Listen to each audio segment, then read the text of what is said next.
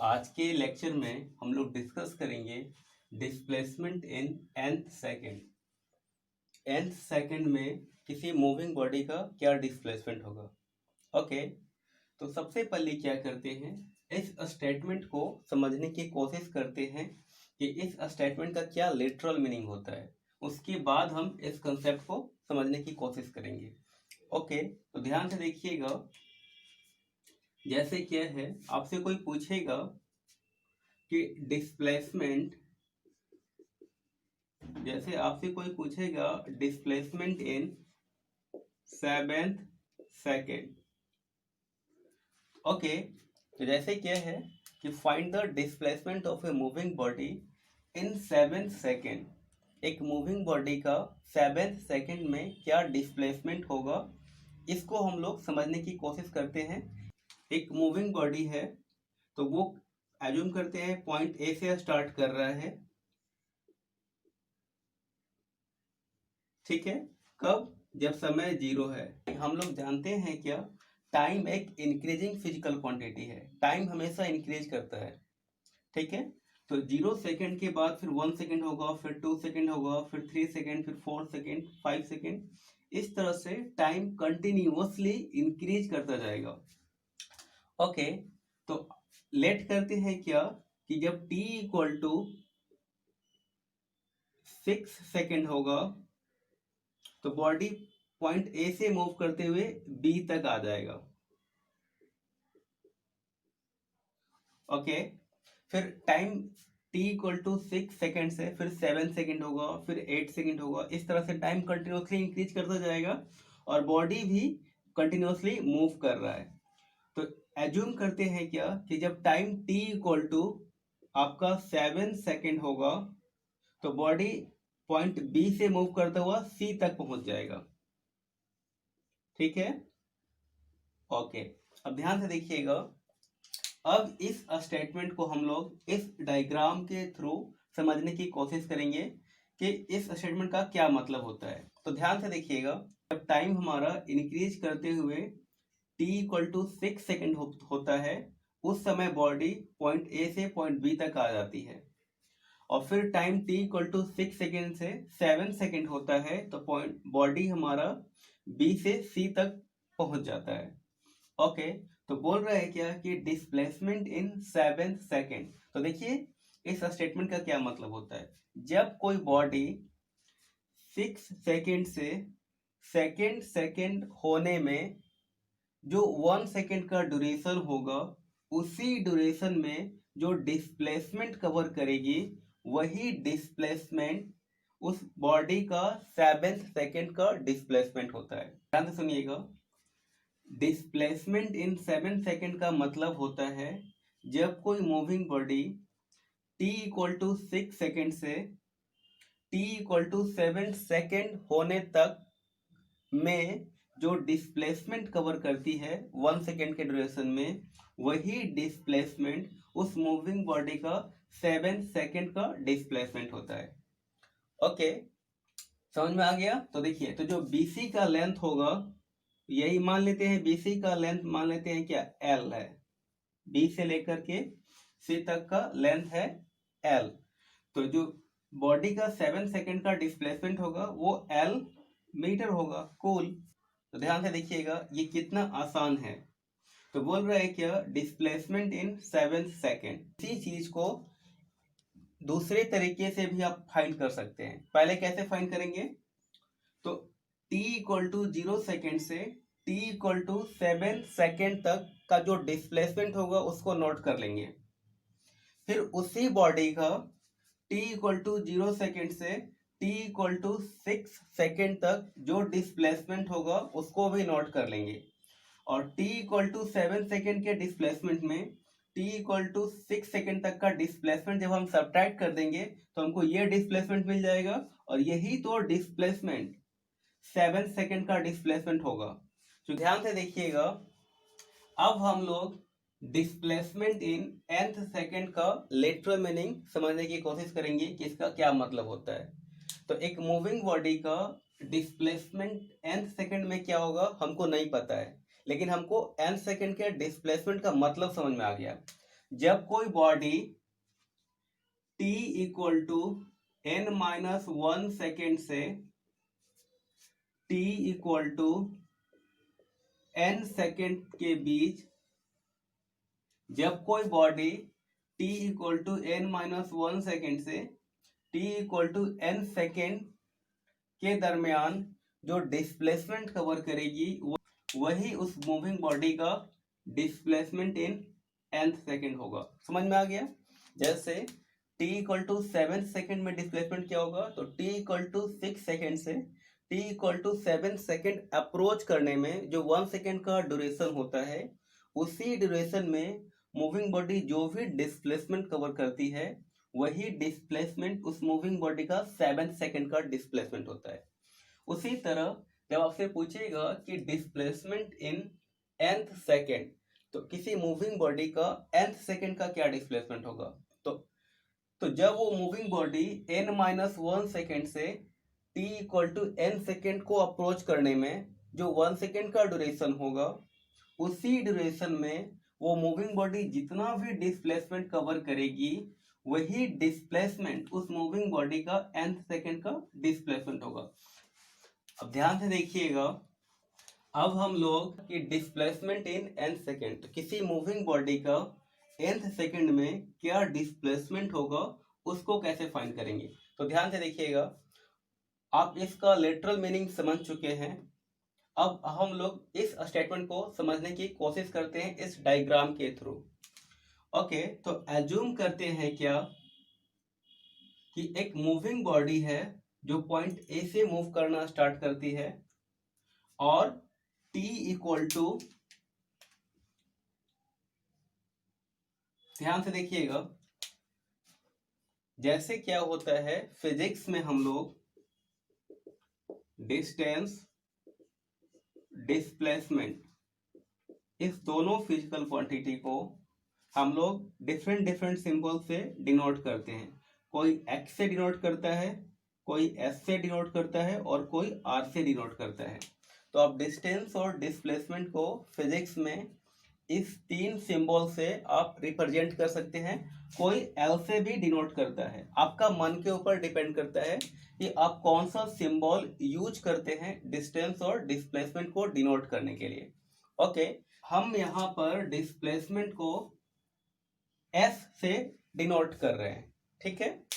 Okay, तो ध्यान से देखिएगा, एक मूविंग बॉडी है जो पॉइंट ए से मूव करना स्टार्ट करती है और पॉइंट बी तक आती है, ठीक है। और डिस्प्लेसमेंट ए से बी तक जाने में जो डिस्प्लेसमेंट कवर हुई है वो कितना टाइम लगा है, तो n-1 सेकेंड। देखिए ध्यान से, इस सिंबल का जब हम s लिखते हैं तो यह डिस्प्लेसमेंट हुआ। जब नीचे में सबस्क्रिप्ट लिखते हैं n-1, तो अब इसका मतलब हो गया उस मूविंग बॉडी का displacement t equal to 0 second से t equal to n-1 second तक के ड्यूरेशन में जो डिस्प्लेसमेंट कवर किया गया है वो Sn-1 है। जब कोई body t equal to 0 second से t equal to n-1 second के ड्यूरेशन में जो डिस्प्लेसमेंट कवर करेगी उस डिस्प्लेसमेंट को हम लोग डिनोट कर रहे हैं s सबस्क्रिप्ट n-1। उसी तरह अगर आपको बोला जाएगा ऐसा Sn, तो Sn, s तो डिस्प्लेसमेंट है और n टाइम को रिप्रेजेंट कर रहा है, तो Sn का मतलब हुआ कि t इक्वल टू 0 सेकेंड से t equal to n second तक होने में जो डिस्प्लेसमेंट कवर हुआ होगा उस डिस्प्लेसमेंट को हम लोग रिप्रेजेंट करते हैं Sn से। क्लियर हो गया? ओके, तो यहाँ पे बोल रहा है क्या कि displacement in nth second, nth second में डिस्प्लेसमेंट। तो हम क्या करेंगे, सिंपली कि मूविंग बॉडी का displacement t equal to 0 second से t इक्वल टू 0 सेकेंड से t equal to n second तक का डिस्प्लेसमेंट निकाल लेंगे। तो क्या डिस्प्लेसमेंट होगा, तो बॉडी A से C तक आ रही है और Sn-1 बता रहा है t इक्वल टू 0 सेकेंड से t equal to n-1 second के दरमियान जो बॉडी डिस्प्लेसमेंट कवर कर रही है वो s n-1 के बराबर है। और तो ध्यान से देखिएगा, तो 7 सेकेंड का डिस्प्लेसमेंट क्या होता था, तो जब body t equal to 6 second से 7 सेकेंड अप्रोच करने में जो 1 सेकेंड का ड्यूरेशन होता था, उसी ड्यूरेशन में जो डिस्प्लेसमेंट कवर करती है वही डिस्प्लेसमेंट उस बॉडी का 7 सेकेंड का डिस्प्लेसमेंट होता है। तो यहाँ पे पूछ रहा है displacement in nth second, nth second में क्या डिस्प्लेसमेंट होगा, तो इसका मतलब हुआ body t equal to n-1 second से t equal to n second होने में जो 1 सेकेंड का ड्यूरेशन होगा, उसी ड्यूरेशन में जो डिस्प्लेसमेंट कवर करेगी वही मूविंग बॉडी का nth सेकेंड का डिस्प्लेसमेंट होगा। तो हम लोग इसको सिंपली फाइंड कर सकते हैं कि सबसे पहले क्या करेंगे, t इक्वल टू 0 सेकेंड से t equal to n second का डिस्प्लेसमेंट निकाल लेंगे, फिर t इक्वल टू 0 सेकेंड से t equal to n-1 second का डिस्प्लेसमेंट निकाल लेंगे, और पूरे के डिस्प्लेसमेंट में ये डिस्प्लेसमेंट सब्ट्रैक्ट कर देंगे तो हमको ये डिस्प्लेसमेंट मिल जाएगा। तो यही तो डिस्प्लेसमेंट है n-1 सेकेंड से n सेकेंड के बीच। तो जब क्वेश्चन में पूछेगा displacement in n second find कीजिए, तो अब मेरे पास एक कंसेप्ट हो गया कि कैसे हम n सेकेंड का डिस्प्लेसमेंट फाइंड करेंगे। तो डिस्प्लेसमेंट इन n सेकेंड क्या होगे, तो क्या करेंगे, डिस्प्लेसमेंट इन n सेकेंड तक निकाल लेंगे, और उसमें क्या करेंगे, डिस्प्लेसमेंट इन n-1 सेकेंड को सब्ट्रैक्ट कर देंगे, तो हमको डिस्प्लेसमेंट मिल जाएगा t equal to n-1 second से t equal to n second का। क्या करेंगे, डिस्प्लेसमेंट इन n सेकेंड निकाल लेंगे, 0 सेकेंड से n सेकेंड के बीच का डिस्प्लेसमेंट निकाल लेंगे, और उसमें माइनस 0 सेकेंड से n-1 सेकेंड का डिस्प्लेसमेंट सब्ट्रैक्ट कर देंगे, तो हमको ये डिस्प्लेसमेंट मिल जाएगा, और यही तो डिस्प्लेसमेंट होगा उस मूविंग बॉडी का nth सेकेंड का डिस्प्लेसमेंट। तो देखिए, अब हमको डिस्प्लेसमेंट फाइंड करने का फिजिक्स में हमको फॉर्मूला पता है, ये होता है s बराबर ut plus half at square. ये फॉर्मूला कब यूज किया जाता है, जब एक्सीलरेशन कांस्टेंट होती है। तो ये फॉर्मूला तभी वैलिड है s equal to ut plus half at square, जब मूविंग बॉडी का एक्सीलरेशन कांस्टेंट होगा। तो हम यहाँ पे एज्यूम कर रहे हैं क्या कि मूविंग बॉडी का जो एक्सीलरेशन है वो कांस्टेंट है, तब हम इस फॉर्मूले को डिस्प्लेसमेंट फाइंड करने में यूज कर सकते हैं। तो फॉर्मूला सिंपल है, s डिस्प्लेसमेंट है और displacement equal to ut plus half at square, और u क्या है, तो u जो होता है वो बॉडी का इनिशियल वेलोसिटी होता है, इनिशियल वेलोसिटी। ओके, t तो आप जानते ही हैं, t टाइम होता है, और 1/2 कांस्टेंट है। a क्या है, तो यहाँ पे जो a है वो एक्सीलरेशन को रिप्रेजेंट कर रहा है, और t टाइम है। ओके, तो इस फॉर्मूला में जो जो डिफरेंट लेटर्स है उस लेटर का आप मतलब समझ गए।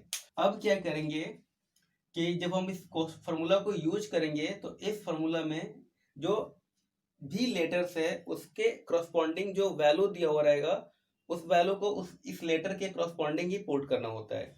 ओके, तो फॉर्मूला है s बराबर ut plus half at square. तो देखिए ध्यान से, तो डिस्प्लेसमेंट इन n सेकेंड, तो ये होगा, तो u मान लेते हैं क्या, बॉडी का जो इनिशियल स्पीड है वो u से मूव कर रही है। अब v भी लिख सकते हैं, u भी लिख सकते हैं। तो displacement in n second minus displacement in n-1 second.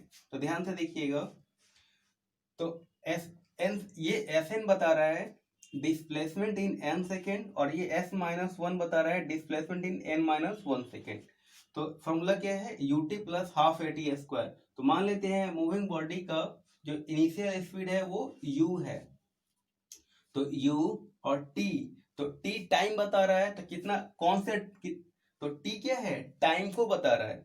तो डिस्प्लेसमेंट कितना सेकंड फाइंड करना है, n सेकंड में, तो t की जगह हम n पुट कर देंगे, ठीक है, फिर प्लस, फिर 1/2 a, तो एक्सीलरेशन हमको नहीं पता है, तो मान लेते हैं एक्सीलरेशन बॉडी का a है, ठीक है, फिर टी का स्क्वायर, तो कितना सेकेंड, तो यहाँ पे टाइम कितना है, n सेकेंड है, तो t की जगह n पुट कर देंगे, तो ये n का स्क्वायर हो जाएगा, फिर माइनस है तो माइनस, फिर एस एन माइनस वन, इसका मतलब हुआ displacement in n minus one second में।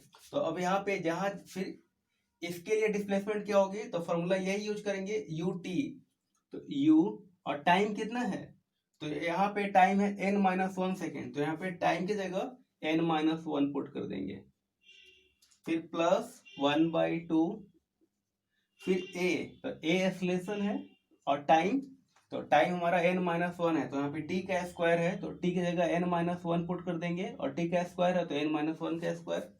अब क्या करेंगे, इस इक्वेशन को हम लोग सॉल्व कर लेंगे, और सॉल्व करने के बाद जो वैल्यू आएगा वही value displacement in n second के बराबर होगी। अब ध्यान से देखिएगा, डिस्प्लेसमेंट इन n सेकेंड, और ये क्या है, तो displacement in n minus one second.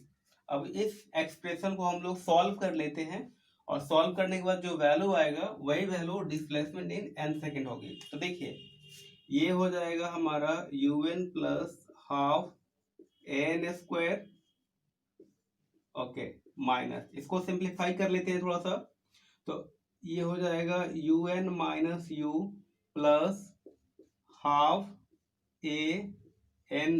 अब देखिए n माइनस वन का स्क्वायर है, तो हम लोग जानते हैं क्या कि a माइनस बी का स्क्वायर का जो फॉर्मूला होता है a square plus B square minus 2ab होता है। तो यहाँ पे n माइनस वन का स्क्वायर है, तो हम a माइनस बी का होल का स्क्वायर फॉर्मूला यूज कर सकते हैं, तो a का स्क्वायर प्लस b का स्क्वायर माइनस 2ab, और ये स्क्वायर ब्रैकेट है, स्क्वायर ब्रैकेट है, ये हो जाएगा un plus half an square.